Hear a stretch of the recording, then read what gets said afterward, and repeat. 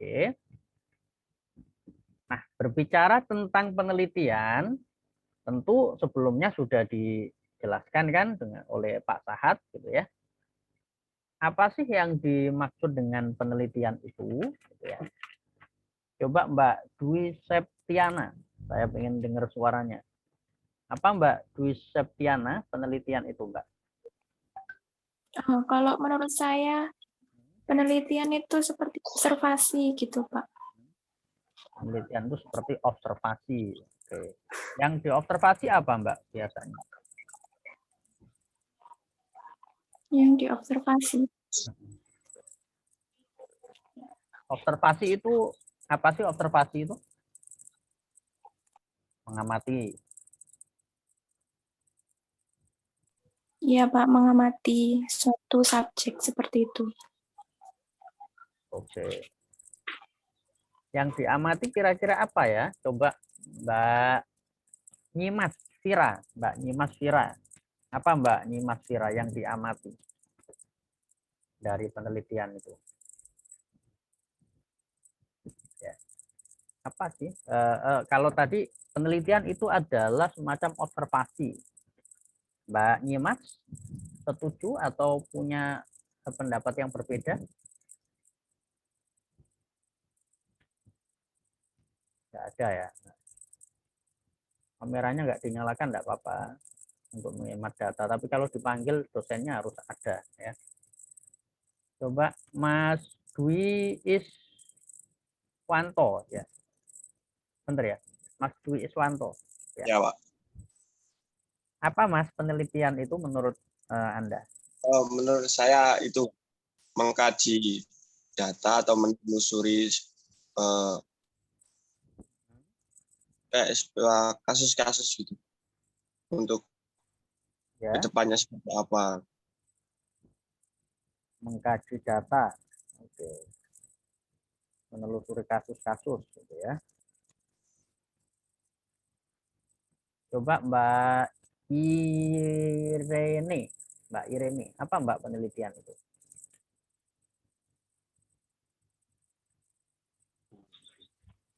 Iya, Pak. Ya, menurut kamu apa Mbak penelitian itu? Uh,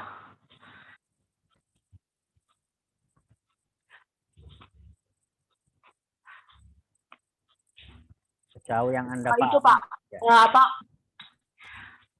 Meneliti suatu, mengobservasi Meneliti suatu permasalahan. suatu permasalahan. Jadi Ya, itu yang dimaksud penelitian ya, mengobservasi suatu permasalahan. Nah, kalau Mas Fathur Rizky, apa Mas menurut kamu Mas? Penelitian menurut saya itu mencari kebenaran atas sesuatu yang belum ditemukan, Pak. Mencari kebenaran atas sesuatu yang belum ditemukan. Itu yang dimaksud dengan penelitian. Ini ya, teman-teman semua. Jadi yang dimaksud penelitian itu adalah, kalau penelitian itu dari bahasa Inggris re dan search ya. Research. Re itu lagi, search mencari. Jadi yang disebut dengan penelitian itu pada dasarnya adalah usaha untuk menemukan hal-hal baru, mengembangkan atau memverifikasi suatu masalah. Jadi riset itu artinya mencari, dan mencari lagi. Jadi kalau kita berbicara penelitian, itu artinya kita sedang mencari dan mencari jawaban dari suatu permasalahan yang sedang dihadapi oleh manusia. Itu pada intinya. Jadi penelitian itu usaha untuk mencari jawaban-jawaban atas apa? Permasalahan-permasalahan yang sedang dihadapi oleh manusia. Itu namanya penelitian, gitu ya. Jadi munculnya kegiatan penelitian itu sendiri diawali dari adanya suatu masalah yang dihadapi oleh manusia, yang kemudian masalah itu harus diselesaikan. Gitu ya. Nah, namun demikian yang disebut dengan penelitian tentu tidak sekedar menyelesaikan masalah seperti yang kita lakukan sehari-hari. Ada orang datang pada kita menceritakan masalahnya lalu kita memberikan solusi. Tentu tidak sebatas pada perilaku atau kegiatan yang semacam itu. Itu namanya penelitian, mencari, dan mencari lagi. Saya ambil sebuah contoh ya, teman-teman semua. Misalnya kita semua tentu sudah pernah mendengar yang namanya motivasi kan, motivasi belajar. Saya kasih contoh yang mudah, motivasi belajar. Tentu kita semua sudah sering mendengar istilah motivasi belajar, ya kan? Menurut kalian, apakah saat ini pada mahasiswa misalnya, itu ada masalah tentang motivasi belajar?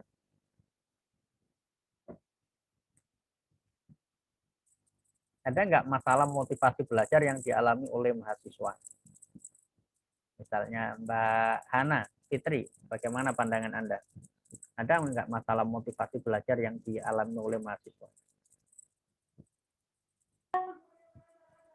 Ada, Pak. Ada ya?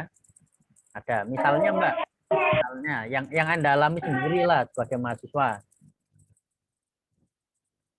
Misalnya masalah motivasi yang dialami oleh mahasiswa seperti apa misalnya? Ciri-ciri ada masalah motivasi belajar. Misalnya? Malas gitu, Pak. Ya, oke. Coba Mbak Saharani. Apalagi Mbak contohnya Mbak masalah motivasi belajar pada mahasiswa. Banyak, Mbak. Misalnya? Kayak tidak menyukai, maksudnya cara pembelajarannya gurunya. Oke. Misalnya motivasi belajar mahasiswa. Ini kan banyak masalahnya ya. Misalnya dicirikan dengan malas belajar, malas membaca, malas menghadiri perkuliahan, malas mengerjakan tugas. Itu kan ciri-ciri motivasi belajar yang rendah. Gitu kan.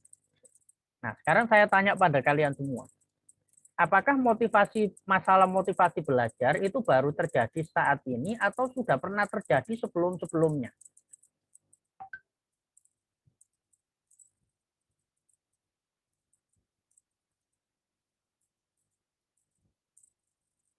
Sudah ada sebelumnya. Sudah ada sebelumnya. Betul. Karena tidak ada masalah satupun yang baru terjadi saat ini. Semua masalah pasti sudah pernah terjadi sebelum-sebelumnya. Nah, pertanyaan saya berikutnya. Apakah sudah pernah ada orang yang meneliti tentang motivasi belajar?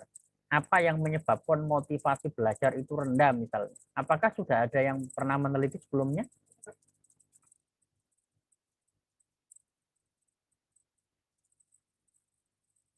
Apakah sudah ada yang pernah meneliti sebelumnya? Ini kan masalah. Nah, apakah masalah ini sudah pernah ada yang meneliti atau mencari pemecahan masalahnya sebelumnya? Pak. Hah? Sepertinya ada di jurnal-jurnal gitu. Oke, betul. Pasti sudah ada yang pernah melakukan itu, ya. Jadi kembali lagi ke ini ya, penelitian adalah mencari kembali. Kalau mencari kembali berarti pasti sudah pernah ada orang sebelumnya yang mencoba mencari jawaban terhadap masalah tersebut. Itu paradigma yang harus dibangun, bisa dipahami ya. Nah, pasti sudah ada yang pernah meneliti sebelumnya. Nah, tadi menarik ada yang Mas Fatkur Rizky tadi ya. Pasti ada Pak, bisa dilihat di jurnal-jurnal. Nah, itu betul sekali. Karena ini adalah penelitian itu adalah kegiatan ilmiah, oke. Maka untuk memastikan apakah sudah ada yang pernah meneliti tentang motivasi tersebut atau belum, salah satu caranya kita harus mencari di jurnal penelitian. Nah, kita ngomongnya ilmiah ini karena metode penelitian. Bagaimana caranya melihat suatu topik itu sudah diteliti atau belum? Caranya gampang ya, sekarang karena semua serba online. Kita tinggal lihat di ini ya. Kalau di Google itu kita bisa cari Google Scholar ya. Google Scholar. Nah, ini Google Scholar. Atau kalau sudah hafal nama websitenya tinggal diketik scholar.google seperti ini ya teman-teman, terlihat ya, tinggal diklik munculnya seperti ini, Google Cendekia dalam bahasa Indonesia, Google Scholar dalam bahasa Inggrisnya. Ini adalah kumpulan tempat mencari penelitian-penelitian yang sudah pernah ada sebelumnya. Nah, misalnya kita mau mencari dengan kata kunci bahasa Indonesia, motivasi belajar mahasiswa. Nah, teman-teman, ini sudah banyak penelitian di sini. Faktor yang mempengaruhi motivasi belajar mahasiswa, pengaruh motivasi belajar mahasiswa, strategi meningkatkan motivasi belajar mahasiswa. Sudah ada penelitian-penelitian yang sangat banyak di sini. Kalau kita lihat ini halamannya sangat banyak. Nah, biasanya peneliti itu harus mencari, melihat penelitian terbaru ya. Terbaru itu bisa 5 tahun terakhir. Caranya bagaimana? Ini di sebelah sini bisa dilihat.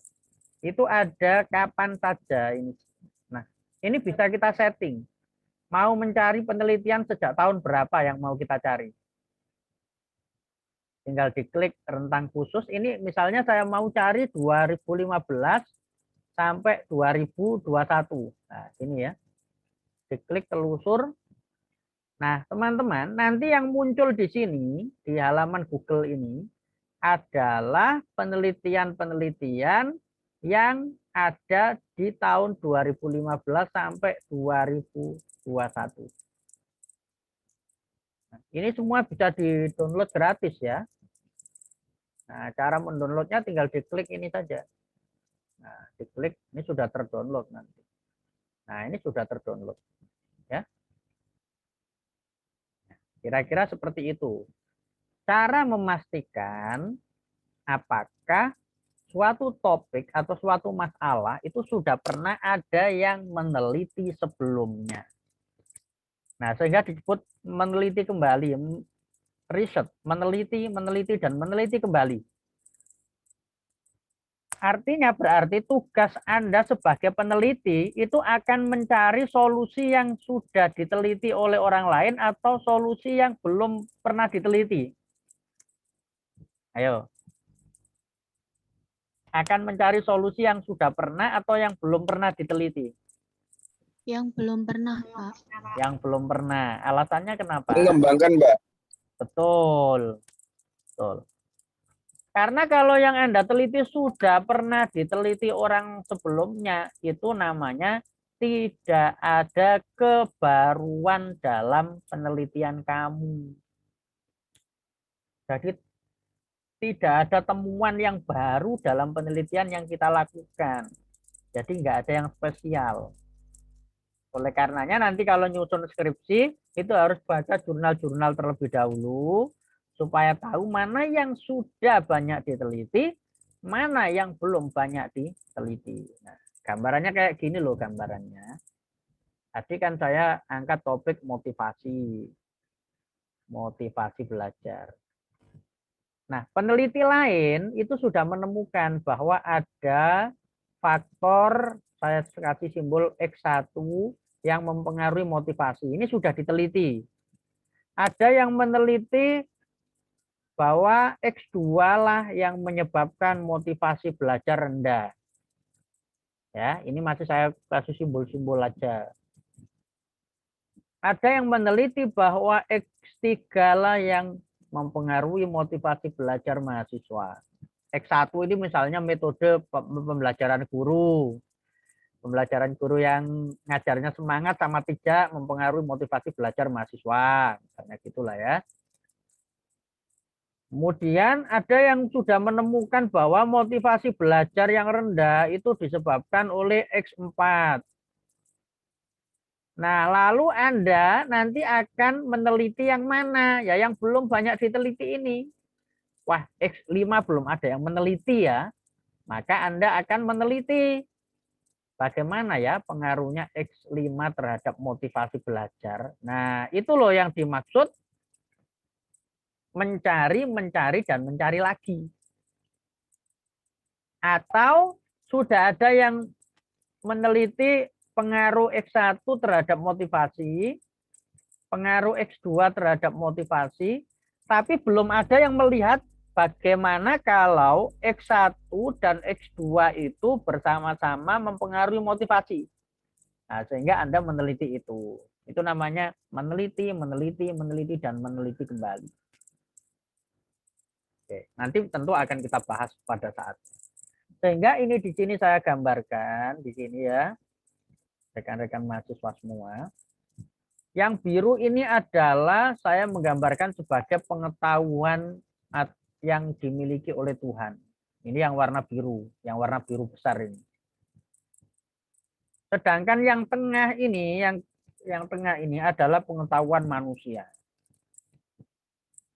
Pengetahuan manusia tentang motivasi misalnya.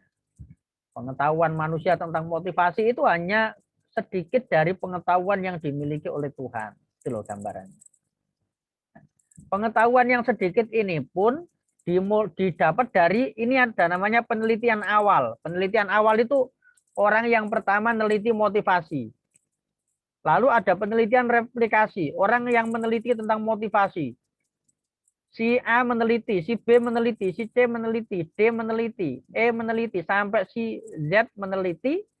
Hasil penelitian itulah menjadi pengetahuan manusia tentang motivasi. Yang kalau dalam ajaran agama itu dijelaskan bahwa pengetahuan manusia itu laksana setetes air di lautan. Begitu sedikitnya pengetahuan manusia tentang alam atau tentang alam. Di dalamnya termasuk kajian psikologi. Itu kenapa kita perlu melakukan penelitian. Ya. Baik. Ada pertanyaan sampai di sini? Saya Pak mau tanya. Ya, silakan. Silakan, Mas. Tadi kan dibilang Bapak kan motivasi tinggi terus rendah gitu. Itu apa namanya standar untuk menentukan tinggi rendahnya motivasi itu bagaimana Pak? Oke ya, itu pertanyaan yang bagus sekali ya. Bagaimana kita bisa mengetahui motivasi seseorang itu tinggi atau rendah, gitu ya? Nah, itu kalau dalam penelitian kuantitatif, nanti ada namanya, nah ini di jenis-jenis penelitian ya. Dalam penelitian kuantitatif, nanti ada namanya penelitian deskriptif. Oke. Penelitian deskriptif ini penelitian yang paling rendah levelnya ya nanti kalau dalam penelitian kuantitatif ya. Penelitian deskriptif ini apa gitu ya. Nah, nanti tentu akan kita bahas juga pada saatnya. Penelitian deskriptif itu penelitian yang di situ hanya mendeskripsikan suatu variabel psikologi. Saya ulangi lagi. Penelitian yang hanya mendeskripsikan variabel psikologi. Mendeskripsikan itu ya tadi menjelaskan motivasinya rendah, sedang, atau tinggi. Nah, itu namanya mendeskripsikan. Caranya bagaimana? Nah, caranya misalnya nih, saya ingin meneliti tentang mindfulness mahasiswa Untak. Tadi motivasi, sekarang saya contohkan saya ingin meneliti tentang mindfulness mahasiswa Untak. Mindfulness itu kondisi penuh perhatian dan penuh kesadaran tentang dirinya. Nah, coba saya cari di Google Scholar ya, nama saya. Biar nanti. Nah, ini saya meneliti. Ini kelihatan ya, teman-teman. Nah, ini contoh deskriptif, Mas. Bagaimana mindfulness mahasiswa Untak di Universitas X ini aslinya mahasiswa Untak, tapi saya samarkan karena akan dibaca orang banyak ya. Nah, saya tunjukkan bagaimana caranya, gitu ya. Caranya, pertama saya harus menyiapkan alat ukur mindfulness. Berarti kalau tadi kita ingin tahu bagaimana motivasi belajar mahasiswa, kita bisa membuat alat ukur. Alat ukur itu bisa berupa pertanyaan-pertanyaan terkait motivasi, yang nanti lebih jelasnya akan dipelajari di mata kuliah alat ukur, dan di Medpen nanti di akhir saya juga akan jelaskan. Alat ukur itu diberikan pada sekelompok mahasiswa. Nah, kalau ini saya contohkan, ini yang saya ukur ini adalah 450 mahasiswa Untak. Nah, setelah mereka saya suruh mengisi alat ukur mindfulness, nanti akan didapat seperti ini, Mas. Yang rendah 4 orang, yang rendah sekali 4 orang, yang mindfulness-nya rendah 102 orang. Atau 22,6%. Nah, itu dapatnya dari mana? Nanti dibuat kategori kayak gini. Dari data yang kita dapat, dari menyebarkan alat ukur itu, kita buat kategori kayak gini nanti. Nah, bagaimana cara membuat kategorinya ini?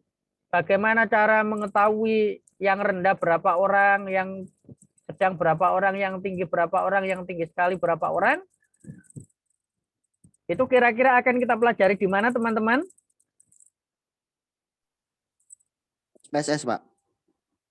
Ya, nanti akan kita pelajari di mata Tabulasi, Pak. kuliah statistik.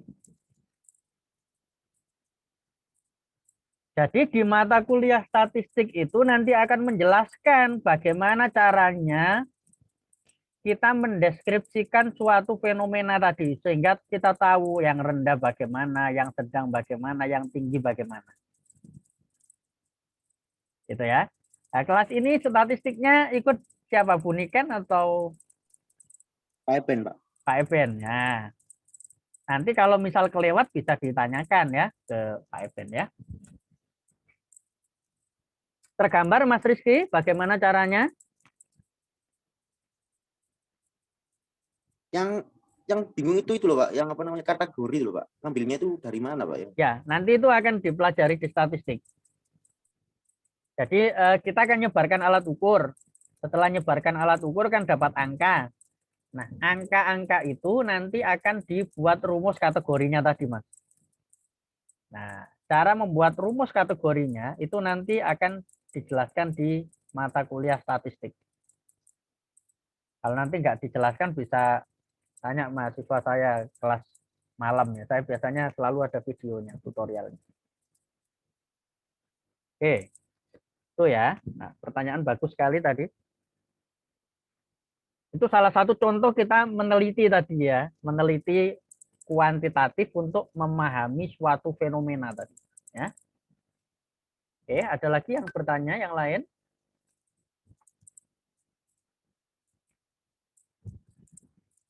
Oke, itu penelitian ya. Nah, tadi definisi penelitian. Nah, sekarang metode. Karena ada dua hal yang kita pelajari ya. Yang pertama adalah penelitian, itu apa? Yang kedua metode. Karena metodologi penelitian. Nah, kalau metode itu apa? Metode itu prosedur sistematis yang sudah disepakati oleh komunitas ilmiah. Komunitas ilmiah kita berarti ya komunitas psikologi. Prosedurnya itu sistematis, sudah disepakati untuk mengungkap gejala yang menjadi objek suatu penelitian bidang ilmu. Itu namanya metode. Jadi metode itu cara yang sudah disepakati. Sudah disepakati ya secara sistematis, urut-urutannya seperti apa kalau kita mau meneliti. Itu namanya metode. Nah, nanti saya akan jelaskan metode yang sistematis itu yang kayak apa, gitu ya. Oke. Nah, berikutnya kita harus mengetahui psikologi itu apa, gitu ya. Nah, psikologi itu apa? Itu yang berikutnya. Jadi definisi psikologi itu mengalami perkembangan ya, teman-teman ya, dari waktu ke waktu.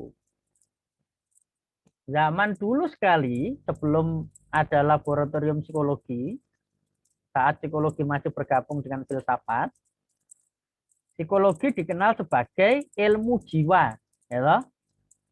Teman-teman mungkin masih ingat waktu belajar apa fungsi mental, ilmu jiwa, ilmu jiwa. Kalau ilmu jiwa berarti yang dipelajari oleh psikologi itu sesuatu yang bisa dilihat oleh mata atau sesuatu yang tidak bisa dilihat. Tidak bisa dilihat. Yang tidak bisa dilihat. Tidak bisa dilihat. Kalau di sini namanya yang covered, tertutup ya. Tapi sejak berkembang laboratorium psikologi, psikologi memisahkan diri dengan filsafat, ilmu psikologi tidak lagi disebut sebagai ilmu jiwa, tapi disebut sebagai ilmu yang mempelajari tentang perilaku manusia. Kalau perilaku berarti sesuatu yang kelihatan. Tapi belakangan, kalau menurut Ergen Hans, psikologi adalah ilmu tentang manusia. Jadi yang dipelajari itu baik yang tidak terlihat, yaitu sesuatu yang sifatnya kejiwaan, maupun yang tidak terlihat. Yang tidak terlihat maupun yang terlihat. Jadi psikologi itu bisa meneliti sesuatu yang terlihat maupun yang tidak. Nah, intinya gampangnya gini, semua hal yang berkaitan dengan manusia itu bisa diteliti. Bahkan di Indonesia yang lekat dengan budaya bersyukur, ya, dikit-dikit kan kita mengatakan kita harus bersyukur. Bersyukur itu kan kayak pelajaran agama kan ya, sekilas kan gitu loh. Bersyukur itu kan pelajaran agama gitu kan. Kadang-kadang kita orang timur sendiri menganggap bersyukur itu kajian agama yang tidak perlu dibahas oleh orang psikologi. Tapi perlu kita ketahui saat ini di dunia barat, Amerika, di dunia barat itu sedang banyak penelitian yang meneliti tentang kebersyukuran. Nah, ini ya. Yang aneh itu justru sekarang yang banyak meneliti tentang kebersyukuran itu orang barat, bukan orang Indonesia. Jadi kebersyukuran itu sekarang sudah menjadi topik penelitian yang sangat ngetren di psikologi. Ya, karena psikologi mempelajari semua hal yang berkaitan dengan manusia. Kebersyukuran, ketaatan, semua hal yang berkaitan dengan manusia. Itu menjadi fokus penelitian psikologi. Ya, jadi jangan bingung psikologi mau meneliti apa ya. Semua hal yang berhubungan dengan manusia bisa diteliti di psikologi. Ya tentu tetap akan ada batasan ya, misalnya yang berkaitan dengan keuangan ya tentu nggak bisa diteliti di psikologi ya. Nah,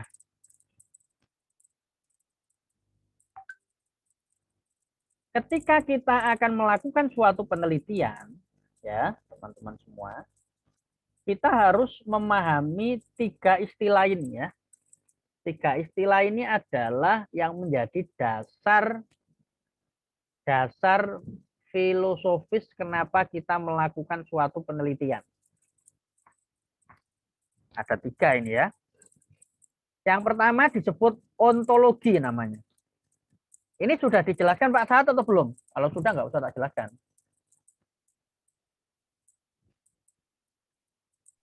Belum, Pak. Belum. Oke.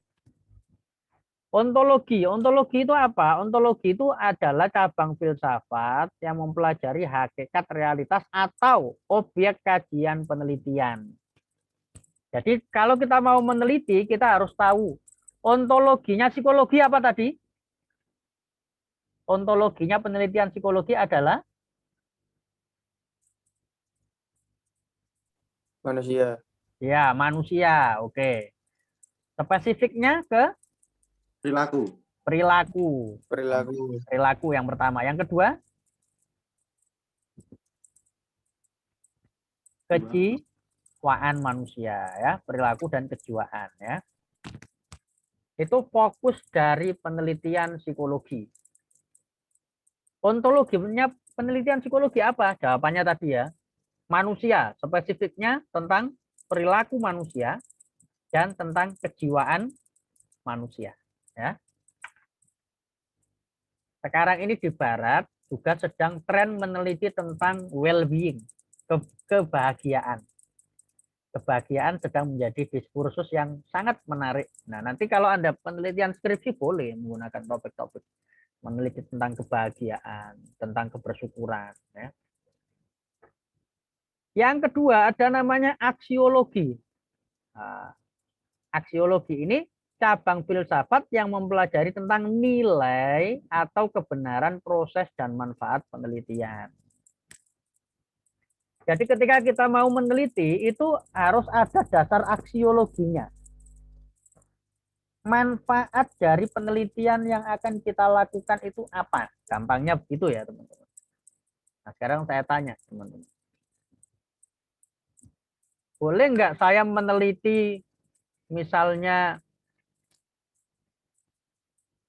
pengaruh intervensi tertentu untuk meningkatkan stres seseorang? Boleh nggak saya meneliti seperti itu? Misalnya pengaruh terapi X untuk meningkatkan stres seseorang. Tidak, Pak. Tidak boleh. Kenapa? Merugikan. Iya, betul Nggak ada. sekali. Betul sekali. Karena tidak ada aksiologinya. Nah, teman-teman pernah ingat dalam pelajaran psikologi umum atau sekarang mata kuliahnya apa itu namanya? Saya ingatnya masih sering psikologi umum ya. Nah, itu ada salah satu eksperimen yang dilakukan oleh tokoh psikologi. Saya ingat-ingat siapa namanya, mungkin nanti ada yang ingat J.P. Watson atau siapa ya, yang meneliti tentang perasaan traumatik seorang anak. Jadi eksperimennya itu dia memukulkan membunyikan sesuatu yang sangat keras di belakang anak gitu ya, dipukul dengan bunyi yang keras gitu untuk melihat apakah nanti akan terjadi traumatis. Itu loh yang eksperimennya anak yang tidak takut tikus supaya dia menjadi takut tikus itu loh. The Little Albert itu, Pak. Nah, pernah dengar ya? Jadi biar dia takut. Generalisasi itu, Pak. Nah, The Little Albert. awalnya kan dia nggak takut sama tikus putih, akhirnya dikasih eksperimen supaya akhirnya dia menjadi takut. Nah, itu termasuk jenis penelitian yang mendapat banyak kecaman ya. Karena apa? Dari prinsip aksiologi itu merugikan. Karena subjeknya yang awalnya nggak trauma menjadi trauma. Misalnya. Itu dasar aksiologi, yang dimaksud dasar aksiologi. Itu terkait dengan kebenaran proses dan manfaat penelitian. Kebenaran proses itu apa misalnya? Nah, nanti kan Anda penelitian kualitatif. Kalau kualitatif itu wawancara ya. Yang diajarkan Pak Saad nanti pasti tentang dua hal. Yang pertama observasi, yang kedua wawancara. Nah, saya kasih contoh nih.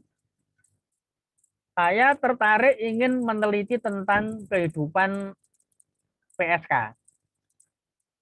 Akhirnya saya datang ke tempat PSK, saya melakukan wawancara, tapi saya nggak bilang ke PSK kalau saya sedang penelitian karena saya takut nanti mereka nggak mau ditanya. Saya tanya-tanya, saya dapat data, datanya saya laporkan sebagai penelitian. Nah, itu boleh enggak?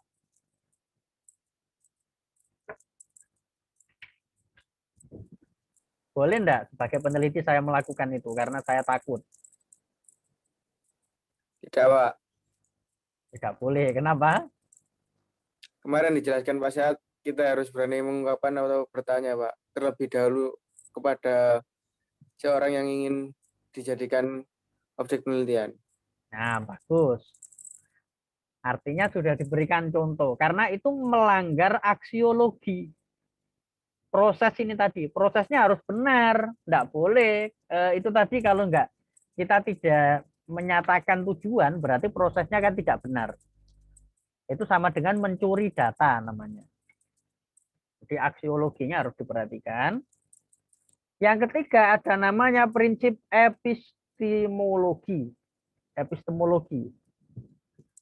Ini terkait apa? Cabang filsafat yang mempelajari tentang pendekatan atau metode penelitian. Jadi yang akan kita pelajari saat ini lebih fokus ke yang mana, teman-teman?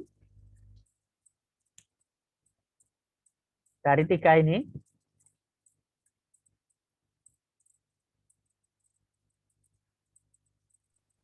Epistemologi, Pak. Ya, porsinya kita akan lebih banyak belajar yang epistemologi. Walaupun tadi kita juga menyinggung ontologi tentang objek kajian penelitian psikologi itu apa. Kemudian dalam penelitian kita harus memperhatikan bahwa proses yang kita lakukan harus benar dan harus memberikan manfaat bagi orang lain. Misalnya saya melakukan penelitian nih teman-teman. Penelitian saya itu ingin memberikan informasi kepada masyarakat bahwa seorang LGBT itu juga bisa sangat bahagia dalam hidupnya. Nah itu boleh nggak saya meneliti seperti itu?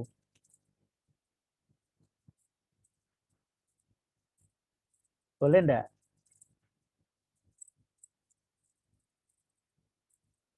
Coba Mbak Putri Zalfa, saya pengen dengar suaranya. Boleh enggak Mbak saya neliti itu Mbak?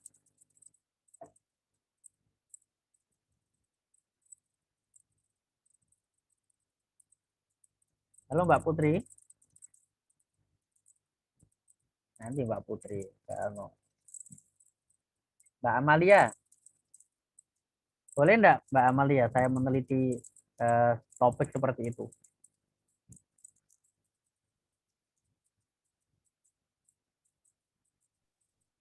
Ya, Pak.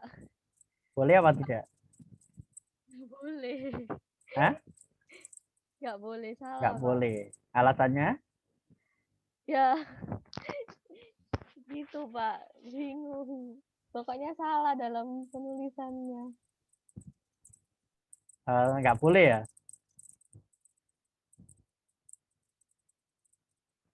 Mas Bagas, boleh enggak saya meneliti seperti itu? Mungkin tidak boleh, Pak. Nggak boleh. Alasannya? Ya karena bertentangan mungkin, Pak, dengan kodrat manusia. Ya, betul. Bertentangan dengan nilai-nilai yang ada di masyarakat di Indonesia.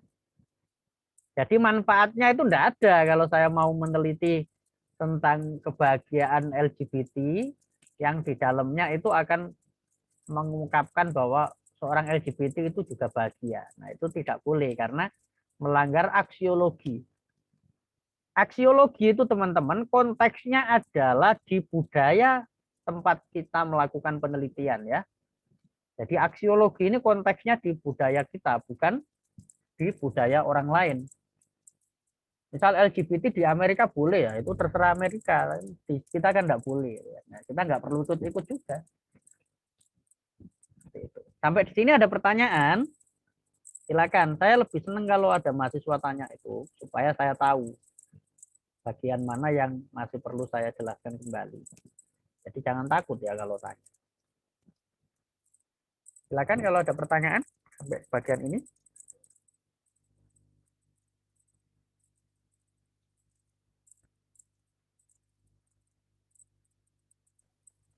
Pak, saya mau tanya tentang manfaat penelitian, Pak. Kan itu penelitian ya, silakan. Kan itu bukan kebanyakan sih, ada beberapa para psikolog pada zaman dahulu kan melakukan dengan hewan gitu, Pak. Apakah itu juga sama halnya tidak boleh dilakukan kepada manusia, Pak?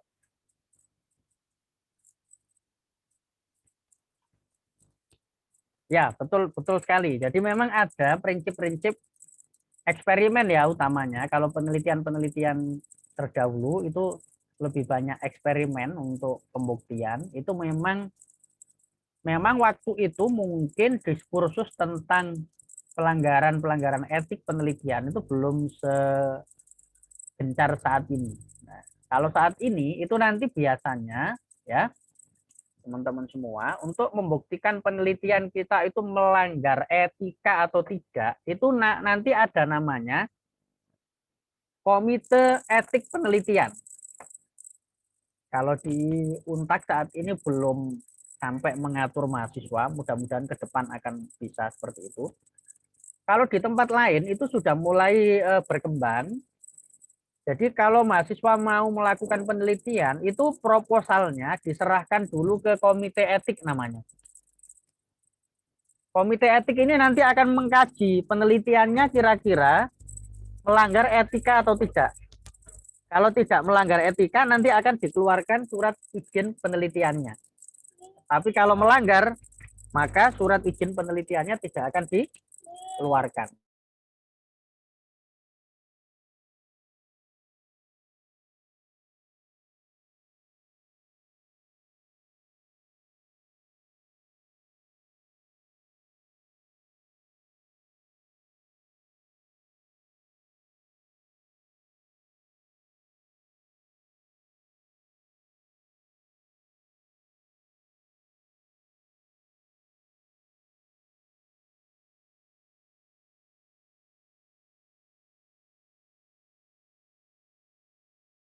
Oke, bisa ditangkap rekan-rekan? Teman-teman, bisa ya? Coba. Nah, kira-kira seperti itu ya. Implementasinya. Ada lagi yang bertanya? Oke, sambil saya lanjutkan ya. Nah, ini tadi pertanyaan di awal yang kita bahas ya. Mengapa perlu melakukan penelitian? Ya, mengapa sih kita perlu melakukan penelitian?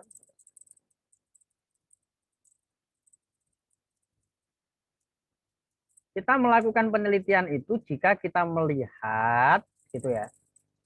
Melihat apa yang kita yakini, apa yang kita sepakati ya itu tidak sama dengan kenyataan yang ada. Misalnya gini, apa yang kita sepakati bersama dan kita yakini itu benar, itu adalah mahasiswa itu harus memiliki motivasi yang tinggi dalam belajar. Itu adalah agreement kita, agreement dan belief reality. Apa yang kita anggap itu harus terjadi. Itu adalah mahasiswa itu harusnya motivasi belajarnya tinggi. Nah, tapi yang kita lihat ini namanya experimental reality. Yang kita lihat ternyata mahasiswa itu banyak yang motivasinya rendah. Nah, jika kemudian muncul gap, itu namanya ya teman-teman, muncul gap antara apa yang diharapkan, ini yang diharapkan ya, ini adalah harapan namanya. Jadi ada harapan, ini adalah kenyataan. Jika ada gap antara apa yang diharapkan dengan kenyataan, maka diperlukan yang namanya penelitian. Butuh yang namanya riset atau penelitian. Jadi kenapa penelitian dilakukan? Kalau apa yang diharapkan dan apa yang menjadi kenyataan itu tidak sama, maka perlu penelitian. Tapi kalau apa yang diharapkan dengan yang terjadi itu sudah sama dengan yang terjadi, maka tidak perlu lagi diadakan yang namanya penelitian. Berarti sebelum kita melakukan penelitian, kita harus menemukan masalah. Apa itu masalah? Masalah adalah gap antara apa yang diharapkan dengan apa yang menjadi kenyataan. Itu ya. Nah, sekarang saya tanya, apakah semua masalah boleh diteliti?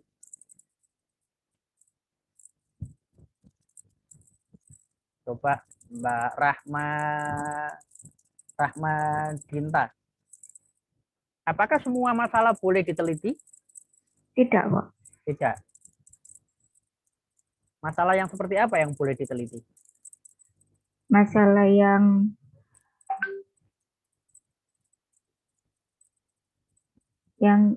gimana ya? Ayo. Masalah yang gimana yang boleh diteliti? Masalah yang sesuai dengan keadaan, tapi Masalah yang sesuai tidak dengan- melanggar tapi tidak kode melanggar etik dan kode etik aturan. dan aturan. Oke. Ada lagi yang berpendapat? Coba Mas Aldo. Masalah seperti apa Mas Aldo yang boleh kita teliti itu?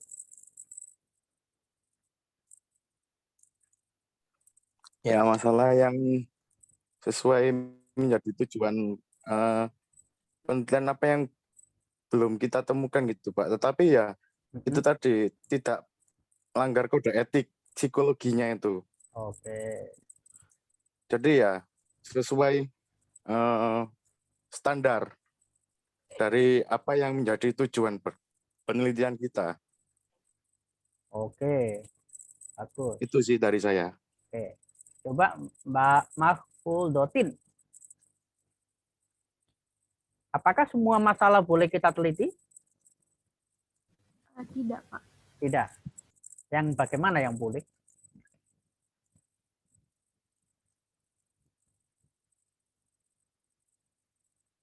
Yang boleh itu kayak yang sesuai dengan kayak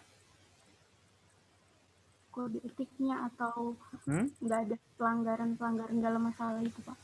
Oke. Saya kasih ilustrasi ya. Saya itu punya tetangga. Tetangga saya itu selalu bertengkar sama suaminya. Suami istri selalu bertengkar terus. Nah tadi harapannya kan namanya keluarga itu kan suami istri kan rukun, damai, sejahtera gitu ya. Tapi tetangga saya ini selalu bertengkar terus. Berarti di situ kan ada perbedaan ya antara harapan atau yang saya yakini dengan kenyataan yang terjadi. Tapi, ada tapinya ya. Tapi itu hanya terjadi pada tetangga saya. Pasangan suami istri yang lain di Indonesia itu nggak ada yang berantem. Yang berantem hanya tetangga saya saja. Boleh enggak itu masalah tetangga saya teliti? Tidak, Pak. Tidak, kenapa? Itu kan ranah pribadi. Ranah pribadi, oke. Ya, yang lain boleh nggak saya angkat sebagai judul penelitian itu yang dialami tetangga saya? Boleh, Pak. Boleh. Alasannya? Boleh, Pak. Alasannya itu apa namanya? Bukan terus fenomenanya itu langka, Pak. Fenomenanya langka. Oke. Nah, di Indonesia kan katanya Bapak tadi nggak ada yang bertengkar, kayak itu kan baru fenomena baru yang harus diselesaikan. Oke. Oke, ya. Saya menambahkan, Pak. Ya, silakan. Ya, Boleh. boleh. Alasannya? Menurut fenomena kan baru. Namun ada persetujuan untuk melakukan observasi atau penelitian tersebut, Pak. Ada dari pihak yang akan diobservasi atau Oke. diteliti. Ya. Yang penting manfaat aja loh, Pak. Los aja. Oke ya. Jadi masalah itu memang harus diselesaikan. Tapi tidak semua masalah bisa diangkat untuk diteliti. Nah, kenapa demikian?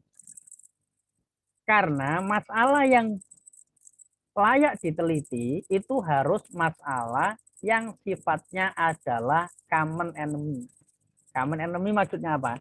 Masalah itu terjadi secara luas, tidak hanya terjadi pada seseorang saja, sehingga masalah ini ketika diangkat itu akan memberikan penyelesaian terhadap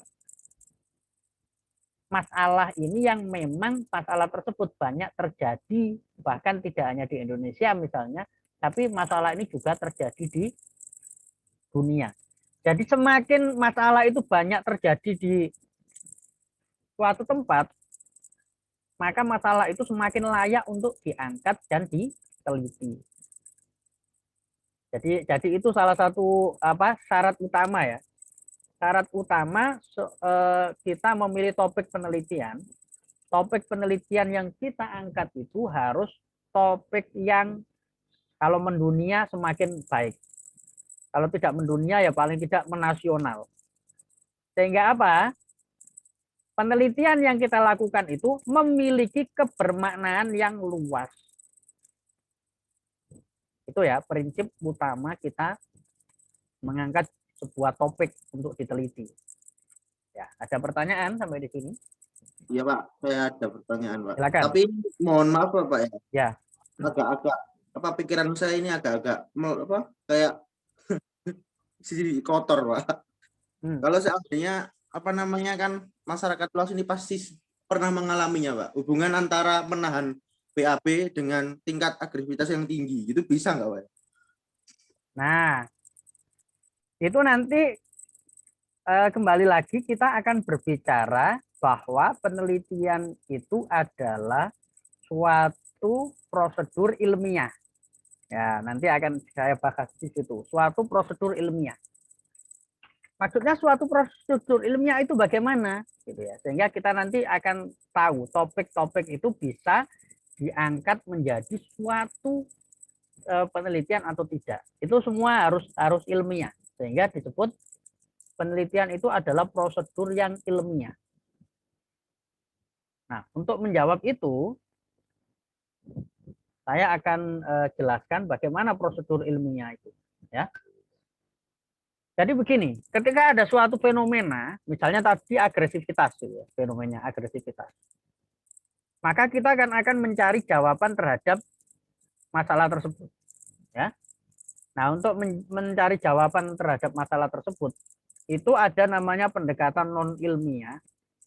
Itu jawabnya pokoknya masuk akal atau prasangka atau intuitif atau coba-coba kebetulan ternyata benar bisa menyelesaikan masalah itu. Atau intuitif itu ditanyakan misalnya pada orang pinter gitu. Kenapa ya Pak anak saya itu kok suka berkelahi terus? Nah, ditanyakan ke orang pinter. Jawaban orang pinter yang bisa saja dipercaya jawaban orang pinter itu. Tetapi itu bukan kebenaran ilmiah. Itu disebut sebagai kebenaran non ilmiah. Karena jawabannya berdasar pada intuisi. Atau misalnya Anda konsultasi ke orang yang dianggap ahli. Lalu ahli itu memberikan jawaban. Dan Anda percaya dengan jawaban itu disebut pendekatan non ilmiah. Karena jawaban itu diberikan oleh otoritas yang sangat dipercaya mampu menyelesaikan masalah itu.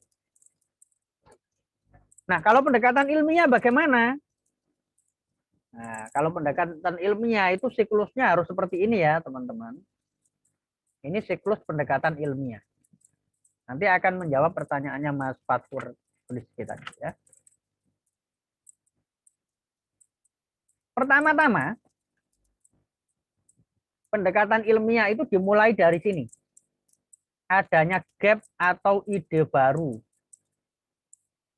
Ini bisa diamati ya teman-teman. Gap ini tempatnya di mana? Gap ini tempatnya di stimulus ya. Ini dibagi menjadi ada stimulus, otak, dan tindakan.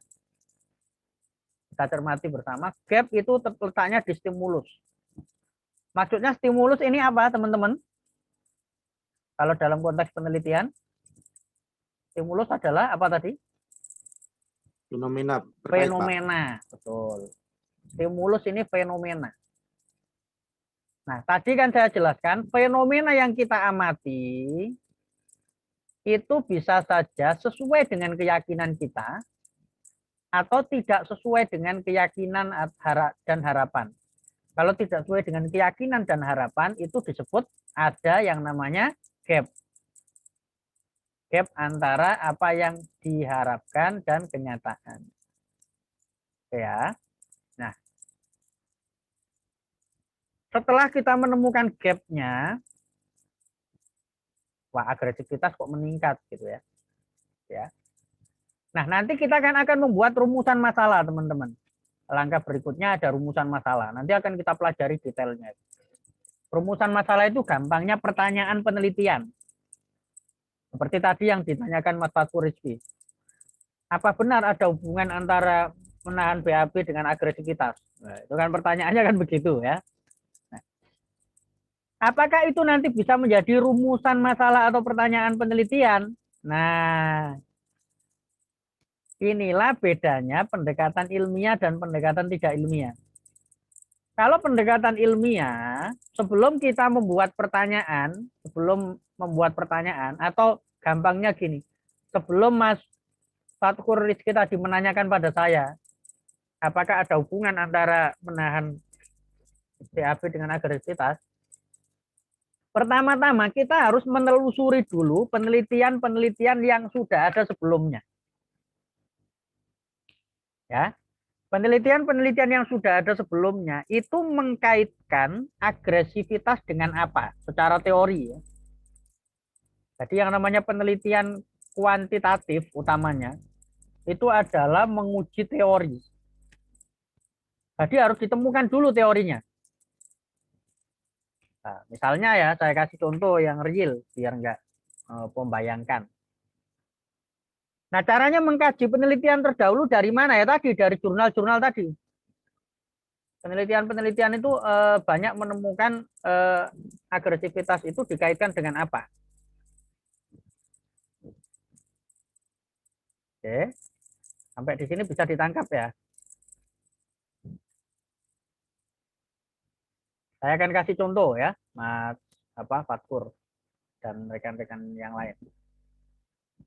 Tadi kan agresivitas. Ingat tadi di awal saya mengatakan apa? Sebelum kita meneliti, kita harus berpikir bahwa sebelumnya pasti sudah ada yang meneliti. Pasti sudah ada teori yang menjelaskan. Misal saya kasih contoh. Agresivitas remaja misalnya. Kita lihat satu penelitian, agresivitas remaja. Nah, caranya melihat penelitian terdahulu itu dibaca abstraknya aja teman-teman. Bukan ngambil teorinya ya. Di abstrak itu sudah dijelaskan hasil penelitiannya apa. Jadi tujuan membaca jurnal penelitian adalah melihat hasil penelitian. Ini coba dilihat di sini. Hasil analisis data menggunakan data Pearson menunjukkan korelasi sekian, hipotesis diajukan terima sehingga dapat disimpulkan, saya baca pelan-pelan, dapat disimpulkan terdapat hubungan negatif antara agresivitas dan kontrol diri pada remaja. Oke. Hal ini menunjukkan semakin tinggi kontrol diri, maka semakin rendah agresivitas. Berarti peneliti pertama ini menemukan bahwa yang menyebabkan orang agresif atau tidak itu adalah kontrol diri. Kalau kontrol dirinya bagus, maka agresivitasnya rendah. Kalau kontrol dirinya rendah, maka agresivitasnya akan tinggi. Nah, sekarang saya kasih kesimpulan besarnya. Karena saya kan sudah banyak membaca penelitian itu. Menurut penelitian-penelitian yang ada, agresivitas, menurut teori ya, agresivitas itu dipengaruhi oleh dua hal. Yang pertama ada namanya faktor internal. Apa faktor internal di sini? Faktor internal di sini adalah faktor kepribadian. Kontrol diri termasuk kepribadian atau tidak, teman-teman? Termasuk kepribadian. Berarti kontrol diri masuk kelompok yang faktor internal. Yang kedua, faktor eksternal adalah bisa lingkungan sekitar, itu faktor eksternal, misalnya pengaruh teman dan seterusnya. Sehingga misalnya kalau kita mau memecahkan masalah agresivitas, setidaknya mengacu pada dua hal besar ini. Bisa dipengaruhi oleh faktor internal, yaitu kepribadian atau sifat. Yang kedua, faktor eksternal adalah lingkungan. Jadi pertanyaan saya ke Mas Fathur Rizky, apa yang Anda katakan itu sebatas asumsi atau bisa dibuktikan dengan teori? Setelah mendengar penjelasan saya. Bisa, Pak, kalau teori. Dari mana? Kalau kali dari 2 ini ikut yang mana? Ikut internal dan eksternal, kayak. Internal itu seperti apa maksudnya? Karena apa namanya, orangnya ini, kalau orangnya itu nggak sabar mungkin. Terus kemudian kalau eksternalnya itu kalau memang di dalam kamar mandi itu ada orang gitu, Pak. Sebentar. Tadi kan menahan BAB ya kan? Iya, menahan BAB. Nah, pertanyaannya, menahan BAB dengan sabar itu definisinya sama atau tidak? Sama, Pak. Menahan BAB sama sabar kok. Pengertian sabar adalah apa pengertiannya? Bentar, Pak. Saya cari, Pak. Nah, dengan gampang aja, dengan pengertian menahan BAB sama apa enggak? Nah, gitu maksudnya teman-teman. Ya, mungkin yang lain bisa berpendapat. Ayo, asumsi atau bisa dibuktikan teori? Apa yang disampaikan? Emosi. Menahan emosi. Iya. Nah, sekarang pertanyaan saya berikutnya. Menahan BAB itu kira-kira ada nggak literatur psikologinya? Ingat ya, tadi ontologi penelitian kita apa? Objek. Psikologi, manusia, perilaku, dan kejiwaan. Ada nggak kira-kira pengertian menahan BAB di psikologi? Nggak ada, ya. Diskurs. Jadi ketika kita mau melakukan penelitian, kita harus juga mengenali istilah-istilah itu apakah masuk dalam diskursus psikologi atau tidak. Kalau tidak, itu jelas asumsi dan tidak akan pernah ditemukan dalam teori. Coba Anda cari dalam bahasa Inggrisnya, dalam bahasa Jermannya, dicari nggak akan ketemu teori tentang itu. Misalnya begitu ya teman-teman. Jadi yang dimaksud pendekatan ilmiah itu sebelum kita meneliti suatu fenomena, terlebih dahulu harus ditemukan dasar teorinya sebagai pijakan. Sehingga itu disebut namanya ilmiah, bukan tadi kebenaran yang sifatnya asumsi atau dugaan atau secara kebetulan. Jadi harus ada argumentasi teoritis. Tapi kalau misalnya Mas Rizky mau melihat apakah kecerdasan emosi itu mempengaruhi agresivitas ya, apakah kesabaran mempengaruhi agresivitas ya, apakah kebersyukuran mempengaruhi agresivitas ya, apakah kedisiplinan mempengaruhi agresivitas ya. Nah, itu semua tadi bisa dikaitkan dengan faktor internal. Ingat tadi faktor internal adalah berisi kepribadian atau sifat-sifat. Maka itu memiliki landasan teoritis. Jadi ada sejarah, kalau ditelusuri riwayatnya itu akan berkaitan dengan penelitian-penelitian yang sudah ada sebelumnya. Kira-kira begitu ya, teman-teman. Ada pertanyaan sampai di sini? Memang mahasiswa harus berpikir kritis ya. Jadi harus berani untuk menyampaikan gagasan-gagasannya. Saya justru malah senang. Sehingga nanti bisa mendapatkan pemahaman yang lebih. Terus kalau gitu judulnya gitu itu ada rumusnya nggak, Pak? Kalau membuat judul gitu. Tentu saja ada. Ya ini tadi salah satu rumusnya. Pertama kita tentukan topiknya dulu. Topiknya agresivitas. Lalu kita telusuri dulu secara teori agresivitas dipengaruhi oleh faktor internal dan eksternal. Lalu faktor internal ini kita lihat apa ya yang sudah banyak diteliti, yang belum apa ya. Misal ya, langsung kita tahu yang belum banyak diteliti misalnya kebersyukuran dan agresivitas. Misalnya yang belum banyak diteliti kebersyukuran. Sehingga Anda tertarik untuk meneliti kebersyukuran dan agresivitas. Nah, nanti ada formulanya bagaimana cara menggandengkan menjadi judul. Maka akan jadi judulnya kayak gini. Hubungan antara kebersyukuran dengan agresivitas pada remaja. Atau agresivitas pada mahasiswa. Nah, nanti judulnya akan jadi kayak gitu. Nanti akan saya jelaskan detail ya. Kalau kita sudah mulai masuk cara membuat judul, cara mengidentifikasi fenomena, gitu ya. Makanya nanti kita praktekkan supaya tidak apa ya istilahnya membayangkan. Jadi rumusnya seperti itu rumusnya. Meskipun kualitatif ya nggak boleh ngawur juga, ada rumusnya ya, ada rumusnya juga. Misalnya saya kasih contoh yang kualitatif ya Mas ya. Tadi kan kuantitatif. Nah, nanti beda kualitatif, kuantitatif bagaimana sih nanti akan kita bahas. Misal ya, ini topiknya sama agresivitas. Agresivitas itu menurut teori disebabkan oleh beberapa faktor. Ada internal, ada eksternal. Eksternal ini lingkungan. Lingkungan yang semakin jelek akan menyebabkan orang semakin agresi. Nah, lalu Anda melihat di suatu kota, itu ada kota yang kota itu pokoknya tidak ada aturan, kota itu sangat bebas. Terus Anda ingin meneliti secara kualitatif. Ingin meneliti secara kualitatif. Studi kasus agresivitas di kota X. Judulnya gitu kalau kualitatif.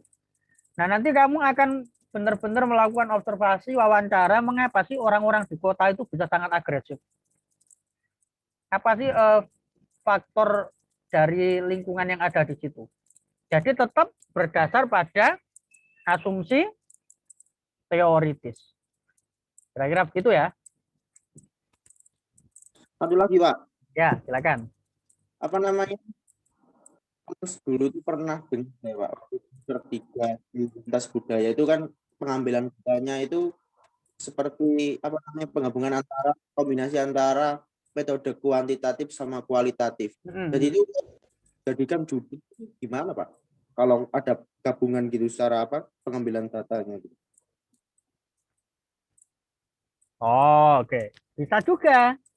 Jadi oke, itu pertanyaan bagus ya. Jadi teman-teman perlu saya sampaikan perkembangan metode penelitian psikologi saat ini itu sudah sampai kepada, nah ini saya sambil menjelaskan. Ini sudah sampai kepada pendekatan yang sifatnya adalah pendekatan yang namanya pendekatan campuran ya teman-teman. Ini saya sambil menjelaskan PPT yang ini ya, poin ini ya. Jadi dalam psikologi itu ada 4 pendekatan teman-teman dalam penelitian. Yang pertama adalah pendekatan yang disebut pendekatan post-positivisme. Post-positivisme. Saya tidak menjelaskan panjang lebar, saya hanya ingin mengatakan bahwa post-positivisme itu adalah pendekatan yang meyakini bahwa setiap kejadian pasti ada yang menyebabkan. Sehingga bicaranya apa? Sebab, akibat. Ya, bicaranya adalah sebab, akibat. Misalnya tadi kita berbicara agresivitas. Kenapa terjadi agresivitas? Pasti ada yang menyebabkan. Apa penyebabnya? Misal, bisa tadi ya kontrol diri yang rendah menyebabkan agresivitas. Pola asuh yang kurang baik menyebabkan agresivitas. Gitu ya. Nah, cirinya pendekatan post-positivisme itu berdasar pada pengukuran empiris. Pengukuran empiris menggunakan skala psikologi atau tes psikologi. Menggunakan alat ukur ya. Nah, pendekatan post-positivisme ini melahirkan pendekatan penelitian kuantitatif. Ya, jadi yang akan saya jelaskan adalah pendekatan penelitian yang mengacu pada pendekatan post-positivisme. Ini melahirkan apa tadi teman-teman? Kuantitatif. Nah, ini melahirkan pendekatan kuantitatif. Cirinya kuantitatif apa? Pengambilan data menggunakan alat ukur. Alat ukur bisa tes psikologi, bisa skala psikologi. Ya. Itu. Nah, kemudian berkembang yang kedua namanya pendekatan konstruktivisme. Pendekatan konstruktivisme itu fokusnya pada makna yang beragam dari partisipan. Makna. Fokusnya adalah bagaimana seseorang memaknai kehidupannya. Itu fokus dari pendekatan konstruktivisme. Fokusnya di situ. Ini loh, saya kasih contoh gampangnya begini loh. Saya memiliki motivasi belajar yang rendah. Mas Fatkur juga memiliki motivasi belajar yang rendah, misalnya begitu. Pertanyaannya, apakah yang saya rasakan dan dirasakan Mas Fatkur itu sama? Sama atau tidak? Beda. Nah, kalau pandangan positivisme ya menganggapnya sama. Tapi kalau pandangan konstruktivisme memandangnya berbeda. Karena apa? Saya diasuh oleh orang tua yang pola pengasuhannya mungkin berbeda dengan Mas Fatkur. Saya tinggal di keluarga yang mungkin secara ekonomi berbeda dengan Mas Fatkur. Saya tinggal di lingkungan sosial yang secara kondisi sosial mungkin berbeda. Nah, apa yang saya alami, apa yang saya hadapi setiap hari itu akan membentuk bagaimana pemaknaan saya terhadap kehidupan saya. Maka setiap orang memiliki pemaknaan yang berbeda. Nah, pendekatan konstruktivisme ini melahirkan pendekatan penelitian kualitatif. Ini melahirkan kualitatif, teman-teman. Ini melahirkan kualitatif. Nah, yang berikutnya ada pendekatan transformatif dan pragmatis.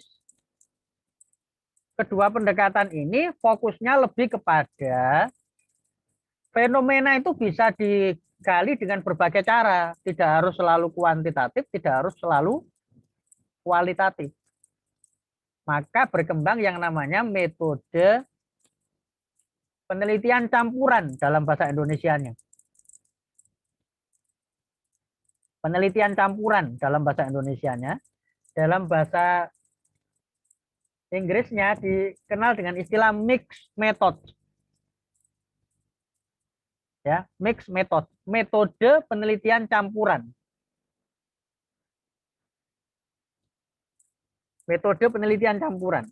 Nah, metode penelitian campuran itu yang kayak apa gitu ya?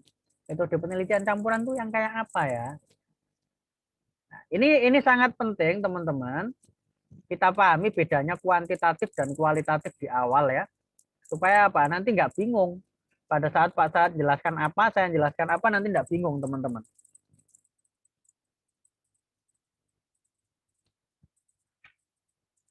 Ini. Saya kasih perbedaan antara kualitatif dan kuantitatif ya. Oke, perbedaan pertama. Ini nggak ada di PPT saya, mungkin bisa dicatat. Perbedaan pertama, penelitian kualitatif dan kuantitatif. Kalau penelitian kuantitatif, itu penelitian yang menanyakan tentang apa. Yang menanyakan tentang apa. Misalnya begini ya. Menanyakan tentang apa, ini kuantitatif ya. Ini perbedaan ya, perbandingan. Kuanti dan kualitatif. Kalau kuantitatif itu menanyakan tentang apa. Ini kuanti ya, ini kuali. Ini menanyakan tentang apa. Tentang apa? Saya kasih contoh ya, contoh. Contoh, apakah ada hubungan antara pola asuh orang tua dengan motivasi belajar? Ini pertanyaannya. Apakah ada hubungan antara pola asuh orang tua dengan motivasi belajar? Itu kuanti. Kira-kira jawabannya apa jawabannya? Jawabannya apa teman-teman? Kira-kira jawabannya? Ada. Ya, betul. Jawaban itu ada atau tidak nanti yang didapatkan oleh peneliti. Jadi kesimpulan penelitiannya nanti bunyinya ada hubungan atau tidak ada hubungan. Ya, sebatas itu kesimpulan jawaban dari penelitian pertanyaan penelitiannya. Nah, saya kasih contoh yang kedua, teman-teman. Saya kasih contoh yang kedua. Apakah ada perbedaan motivasi belajar antara mahasiswa dengan mahasiswi? Kira-kira hasil penelitiannya apa? Jawabannya. Ada. Iya, ada perbedaan atau tidak. Ada perbedaan.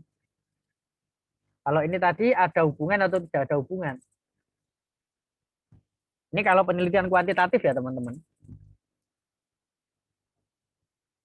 Yang pertama ini tadi, yang saya jelaskan yang pertama ini, apakah ada hubungan antara pola asuh orang tua dan motivasi?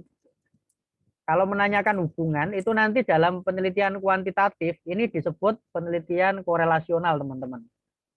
Di slide berikutnya ada. Ini namanya korelasional, meneliti tentang hubungan. Kalau yang ini, apakah ada perbedaan? Ini contoh penelitian kuantitatif yang komparatif. Komparatif itu penelitian yang meneliti tentang perbedaan. Nah, saya kasih contoh satu lagi. Contoh satu lagi judulnya.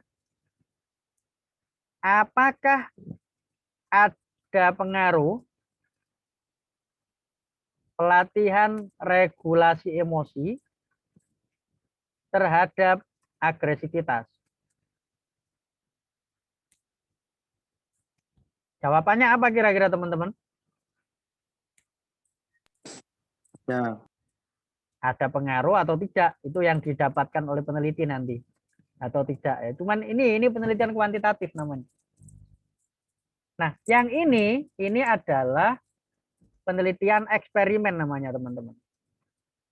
Nanti detailnya akan saya jelaskan pada saatnya. Ini baru memacu aja.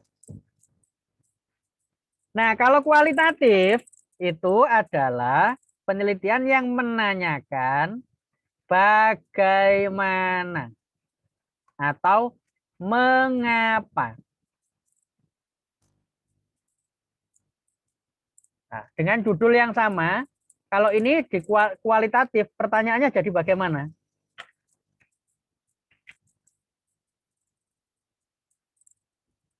Saya kira pertanyaannya jadi bagaimana, teman-teman, di kualitatif? Apakah ada hubungan antara pola asuh orang tua dengan motivasi belajar? Pertanyaan ini kalau di kualitatif menjadi bagaimana hubungan antara pola asuh orang tua dengan motivasi belajar?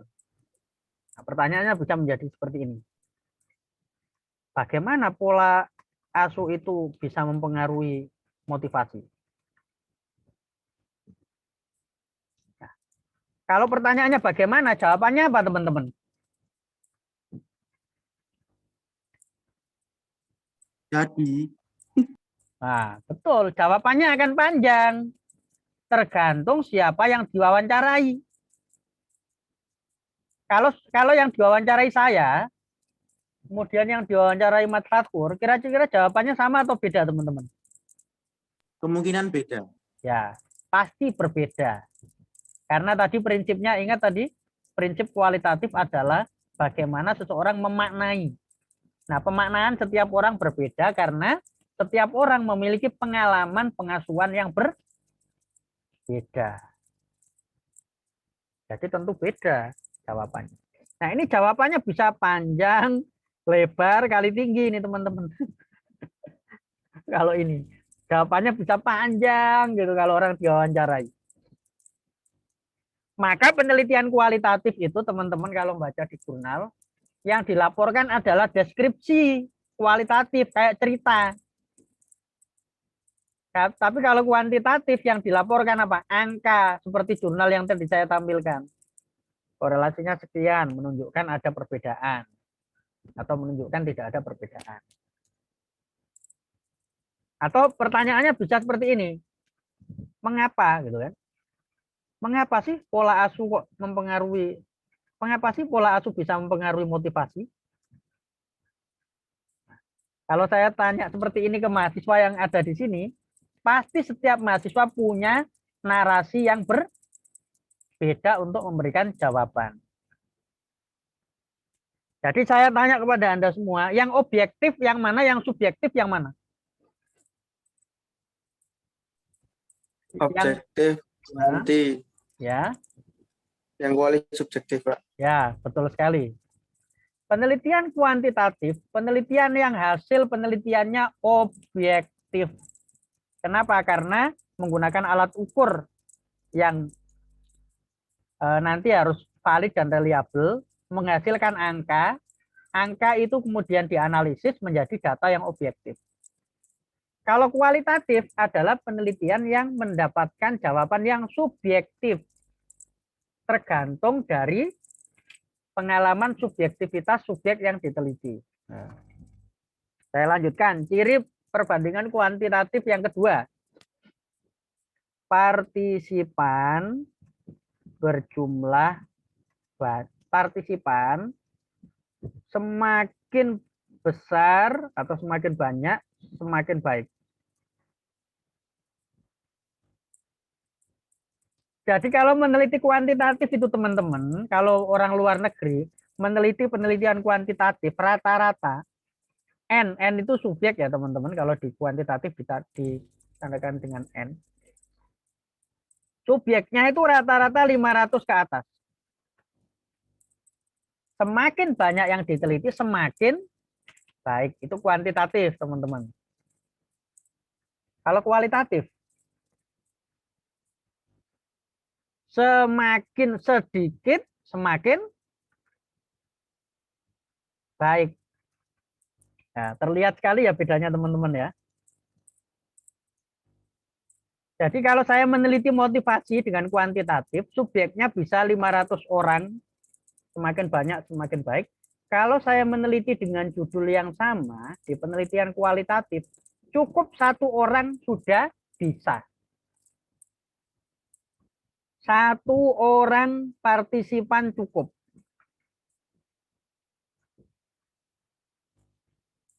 Itu bedanya yang kedua, teman-teman.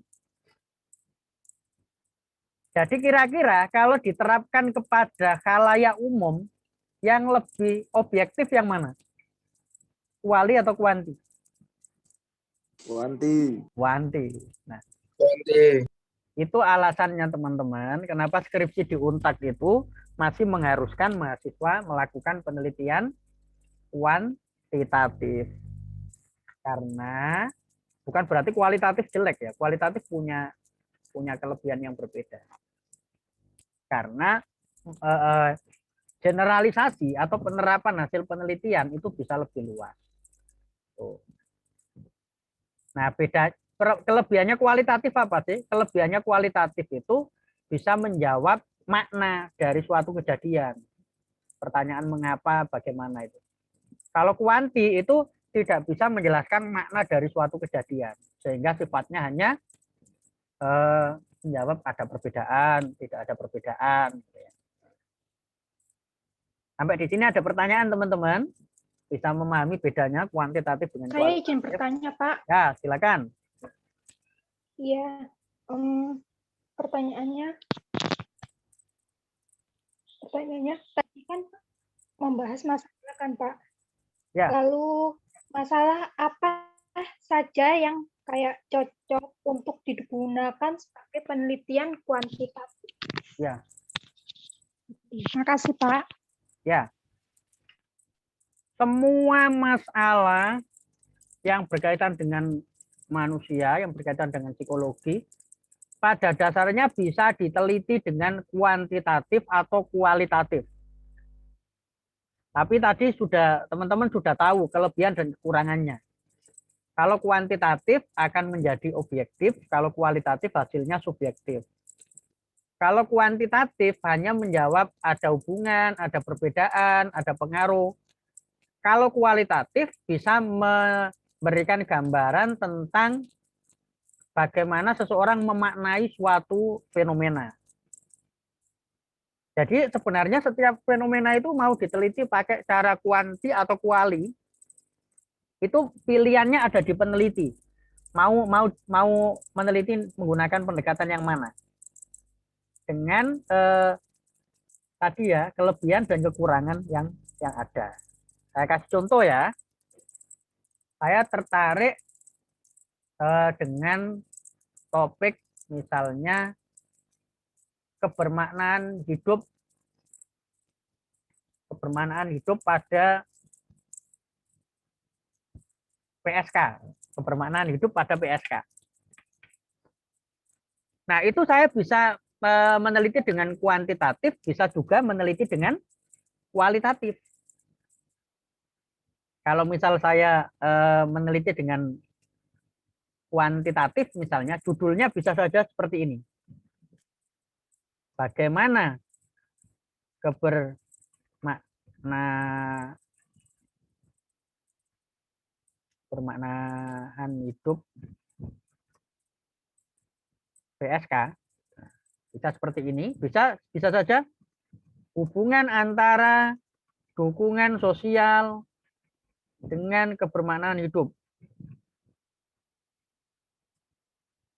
Nanti saya akan jelaskan gimana kok bisa jadi judul-judul kayak ini. Bisa seperti ini.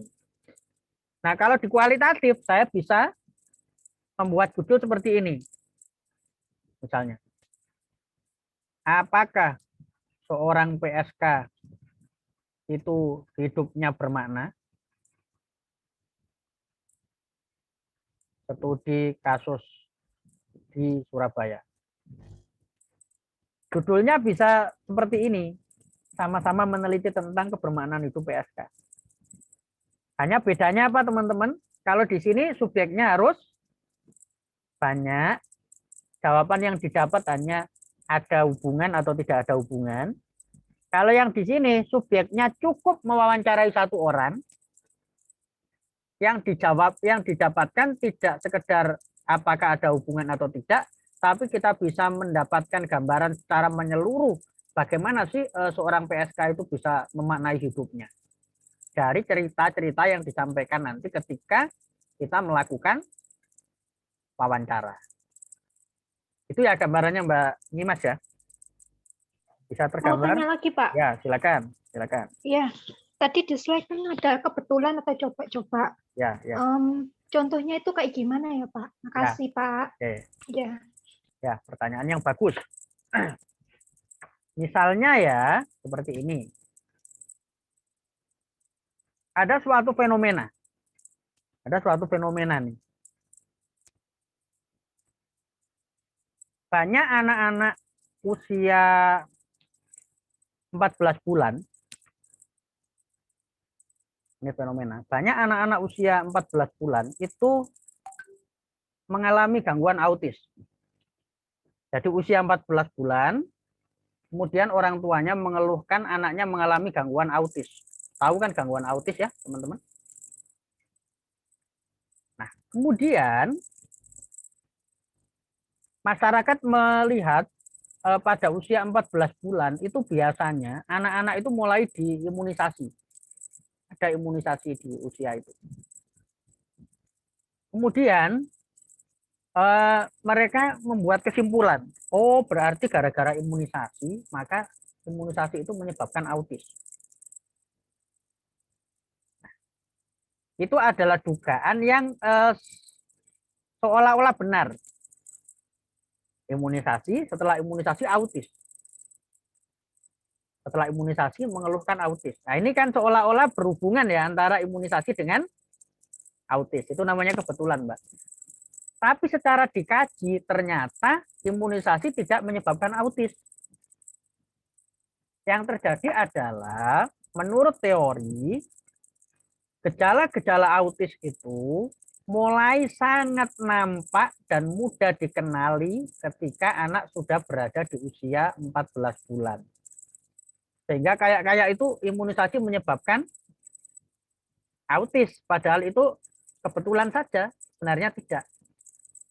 Nah, itu yang dimaksud dengan kebetulan, Mbak. Jadi kadang-kadang ada suatu kejadian kayaknya ini yang menyebabkan ya secara kebetulan, tapi ketika dibuktikan secara ilmiah, ternyata itu tidak berkaitan sama sekali. Itu Mbak Nyimas, bisa dipahami? Baik, Pak. Ya, oke. Ada lagi yang lain, silakan. Nah, perbedaan ketiga, teman-teman. Kalau kuantitatif, alat ukurnya adalah tes psikologi atau skala psikologi. Kalau tes psikologi ini, teman-teman, mengukur kognitif. Kalau skala psikologi biasanya mengukur kepribadian. Misalnya, skala motivasi, skala kesejahteraan, skala kebahagiaan, skala kedisiplinan, ya gitu kan. Kalau kualitatif, alat ukurnya apa teman-teman?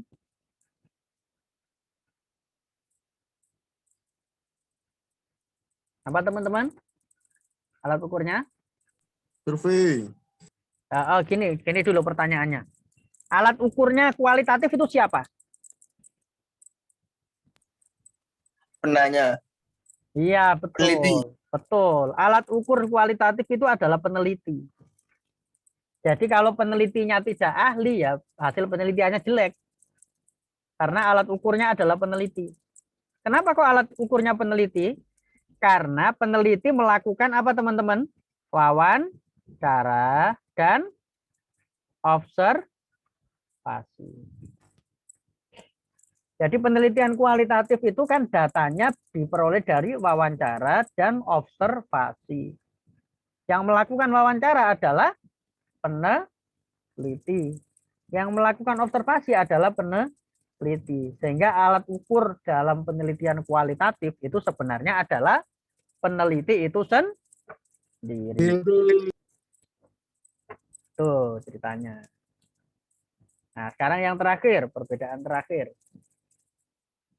Kalau ini analisis data menggunakan apa teman-teman?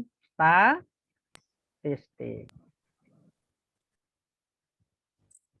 Kalau ini menggunakan apa teman-teman?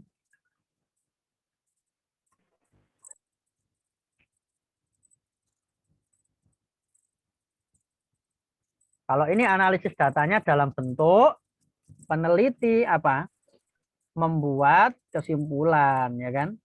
Analisis datanya apa? Ya biasanya itu melalui pengkodean data, ya toh. Jadi ini melakukan analisisnya melalui itu organisasi data. Data wawancara, observasi itu dianalisis.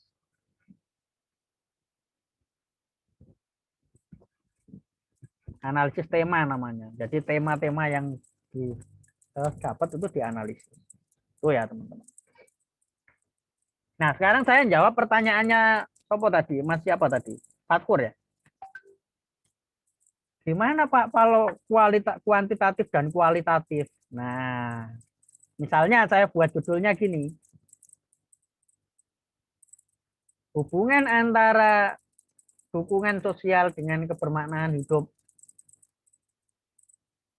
PSK. Studi gitu ya. Kuantitatif dan kualitatif. Nah, bisa saya buat judul kayak gini. Misalnya hubungan antara dukungan sosial dengan apa tadi? Kebermaknaan hidup PSK. Misalnya begitu ya. Studi kuantitatif kualitatif.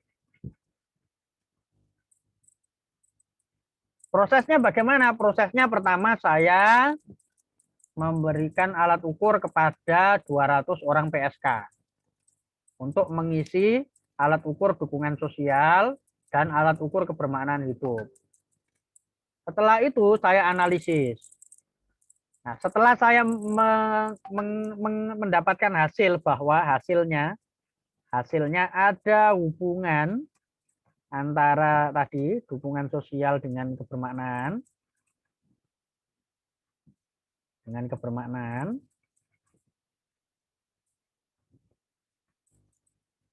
Yang tadi kan 200 orang yang saya kasih instrumen tadi, skala dukungan sosial dan kebermaknaan hidup, akhirnya dapat kesimpulan ada hubungan. Nah, untuk kualitatifnya dari 200 orang itu, saya pilih satu saja, atau saya pilih 5 orang, atau 1 orang cukup. 1 orang itu saya wawancarai. Mengapa dukungan sosial yang dia terima itu bisa berpengaruh terhadap kebermaknaan hidup? Nah, kita tanya. Apakah profesi Anda ini mendapat dukungan dari lingkungan sosial? Dia menjawab kan, ya banyak yang tidak setuju dengan profesi saya dan seterusnya. Bagaimana Anda memaknai kehidupan Anda? Wah, saya merasa hidup saya ini sangat menderita karena banyak orang yang mengejek saya setiap hari, bla bla bla. Nah, maka nanti dapat disimpulkan bahwa kenapa misalnya tidak terjadi hubungannya yang negatif, dukungan sosialnya tinggi akan bermakna, dukungan sosialnya rendah tidak bermakna.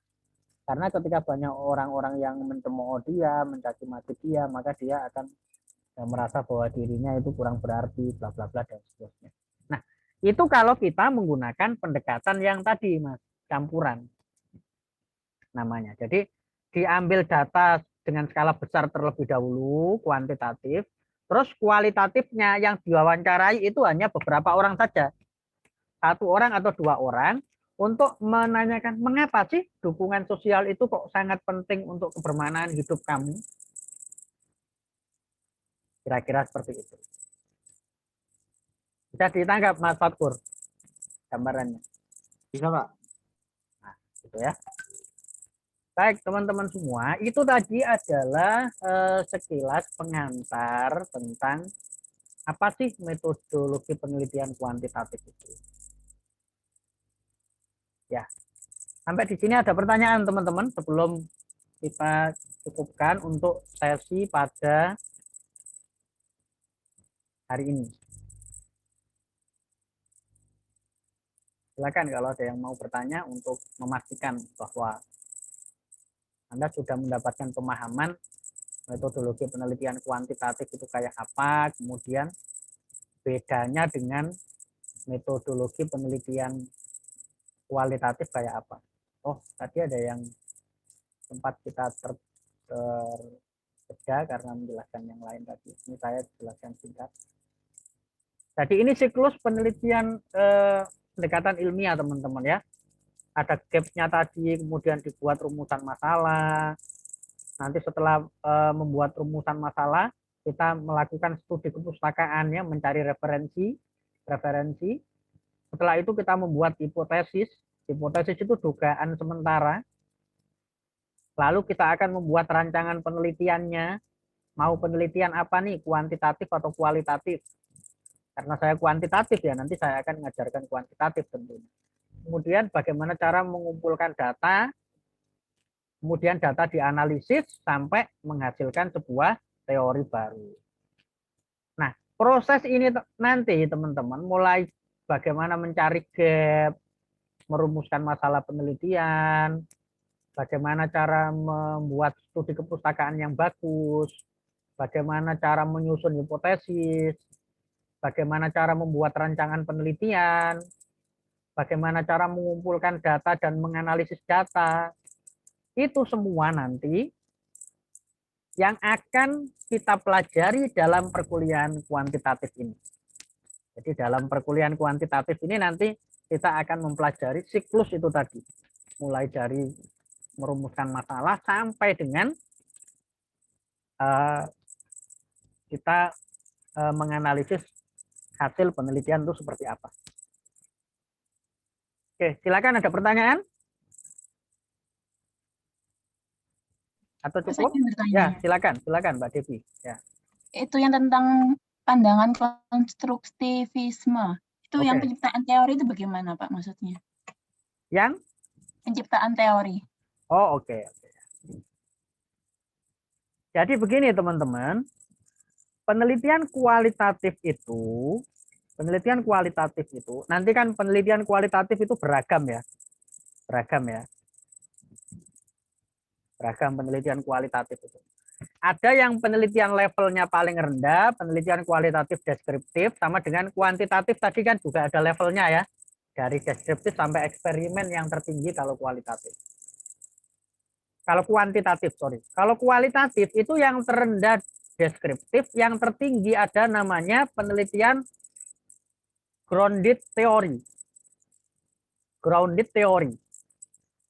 Penelitian grounded theory itu penelitian kualitatif yang dilakukan dalam waktu yang sangat lama, yang nantinya itu bisa menciptakan sebuah teori baru.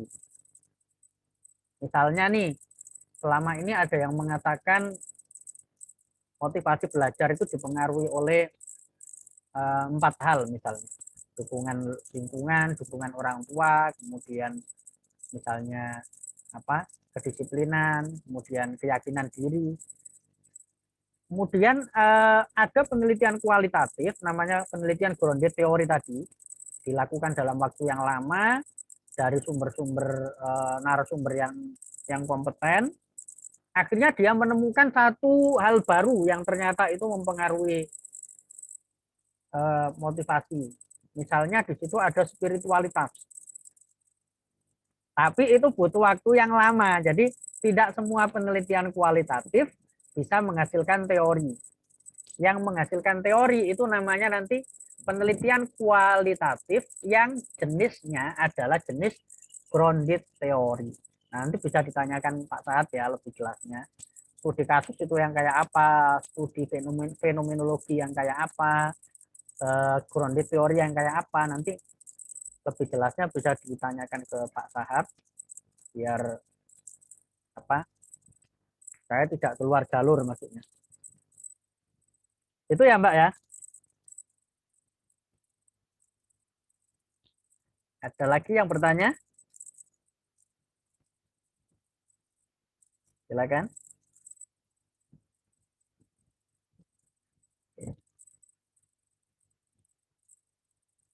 Oke, saya rasa cukup kalau sudah tidak ada yang bertanya lagi.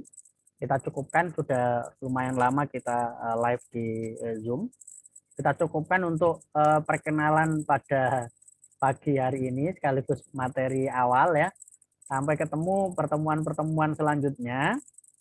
Tentu kita tidak akan selalu menggunakan Zoom ya. Nanti saya akan sesuaikan kapan saya harus menjelaskan langsung, kapan saya misalnya bisa menjelaskan melalui video, kapan misalnya saya harus memberikan penugasan terlebih dahulu.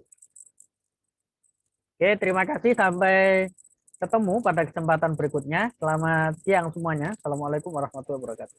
Waalaikumsalam. Waalaikumsalam warahmatullahi wabarakatuh. Terima kasih, Pak.